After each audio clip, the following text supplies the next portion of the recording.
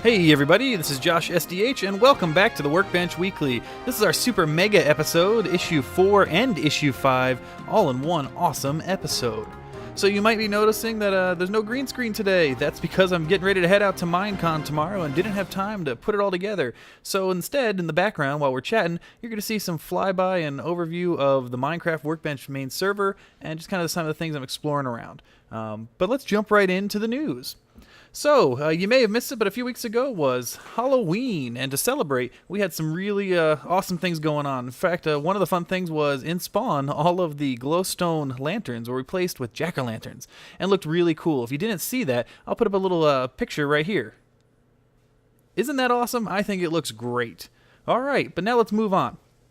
So, for you to know that the border has been expanded, it used to be 1,000 by 1,000. The map is now 1,500 by 1,500, so it shouldn't be too crowded, and I'll let folks kind of explore and have some fun. And once the main Minecraft is released, the final version of the game, or at least the released version of the game, which comes out actually this weekend, we'll hopefully see that all the plugins updated soon, and that border will expand even more. Well, the Eco Warriors have a great tip for us, and that is when you're building bridges, please make sure you build them so folks can ride their boats underneath them. It's very important, and we want to make sure people don't have to get out and port their boats. Some folks, myself included, really enjoy going up and down and through the rivers of Minecraft and on the map, and it looks great.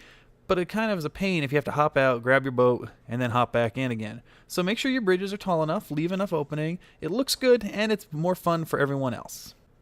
Just as a friendly reminder, any client-side mods that give you an unfair advantage over other players are not allowed and will result in a permanent ban. We don't want to see you banned, so please don't do it.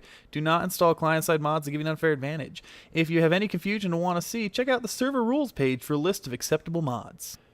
Now on to featured builds. Check out this awesome ice dragon by Elivern. Now I know I've done this in some other videos before, but I want to show it off again, and it is one of this week's featured builds. It looks amazing, and I'm running around with one of my texture packs. I believe this is the Miso pack, which is a 64 by 64 texture pack, and you know what? What I've noticed is this dragon looks awesome regardless of your texture pack. I'm pretty sure I could have a pack installed that turned everything into green, and it would still look amazing. Look at this thing. I think we're going to do a little flyby here and then pop into its mouth and show you how the detail is looking great. The eye is fierce, the claws are just coming over the walls, and I love the fact that it, slithers and snakes through the water around Spawn City. Awesome, awesome job again, and well done to Elivern for this great, amazing dragon. We have a second awesome, great build this week, and that is Play Cheese's Temple. Look at this thing. The detail's great. I love the roof work, and the top of that tower is looking amazing. If you go down, we're going to fly in and check it out in a little minute just to see all the fun and cool things he has built inside. He did some interior decorating, but really it looks very elegant on the outside. I really appreciate the attention to detail. I love the wood coming down the sides of the roof there. It looks great. When you're flying in here, we're going to go up these stone steps, in, and you're like, oh, it's an ancient temple, and you go in, and no, it is a resort temple. So when you get inside, you see that nice lighting job. They got some great tables and chairs there and benches and all sorts of wonderful couches. They even have their own pet dog just hanging out. That's Roxy. Great. I think we're going to turn around here and look at this giant bar. How awesome is that? Those stools look awesome. Up here, you have a little loft sleeping seating area. Nice. And here's what I found really funny. So he actually has 2 hot tubs put in here. He has the boys' hot tub. So you can see that. I think we're going to jump in and take a splash. And if you run across the way here, you have the ladies, including Roxy's hot tub. I went in the wrong hot tub. Sorry. But then again, you come over here and you see this big screen TV with these speakers and these cool creeper couches. And again, the texture pack makes some creeper couches, but all in all, this temple looks really, really cool. Well done to Play Cheese, and well done on being one of this week's featured builds. One of our members, Arbor, ARBR, put on an awesome Halloween event. What you're seeing right here is one of the Spleef matches that I was able to walk in on. The events that were put together were Spleef, an obstacle course, a building contest, trick-or-treating, a treasure hunt, and some sort of hangings. It was really, really well done, and it just shows you how great our community is. Not only did we have a ton of folks on, about 55 at all times throughout the event, most of them were at Arbor's Holiday and Halloween event. So well done for that. I think people had a great time. I know it was a huge boost for our community, and really all in all, wonderful to watch. And again, it's Spleef, so that's kind of fun to watch. I think this match is going to be won in about 2 seconds here. You can see down there by the kind kitten. Let's see. Will he do it? And yes, Kind Kitten wins the match, and it was a really good time, and I'm glad I was able to catch it. Now, there was no survival challenge this week because Rusty and Welsh were on a vacation. We hope they had a great time. But instead, we just want to say have a happy Halloween, or, well, we hope you had a happy Halloween and that you had a great time and got lots of candy and all that whatnot. But don't worry, this isn't the end of the episode because we're also going to jump right in to episode number 5 of the Workbench Weekly. So let's hop over into that one. The big announcement this week is that the trading of mob spawners has returned. As spawners can only be obtained via mining, though, there's a couple things you got to do.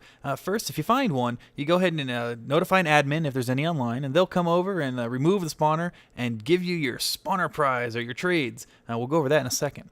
Or if there's no admins available or online, what you need to do is put a sign down and lock it with the /c private command.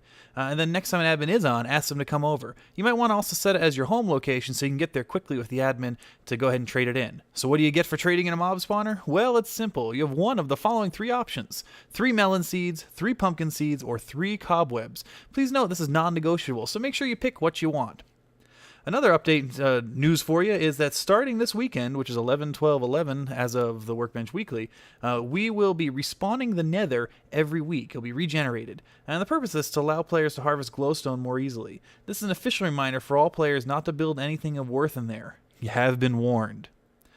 A staff builder and promotion time. Hey, we want to congratulate Puka, who has joined the admin team this past week. If you see her online, feel free to congratulate her. And this week we do have a featured build, and it is amazing. Check this out. Unknown Demon has done an awesome job building this Spartan. Look at this thing. It even got a powerful band kick. And the detail's great. I mean, look, you got an awesome face up in there under the hood. It looks amazing. The body's pretty well sculpted. All in all, it's a really cool build, and it is massive. If you want to check it out, head on over to the museum world, or the free build world, and you can find it, it's museum, at X-200 and Z-150. I mean, again, the thing is huge. It's absolutely huge, and it looks really great. When you build things this large, the detailing, you have more room to mess around, and Unknown Demon did a great job. Make sure you check out the forum post for I'm whitelisted, but I'm not.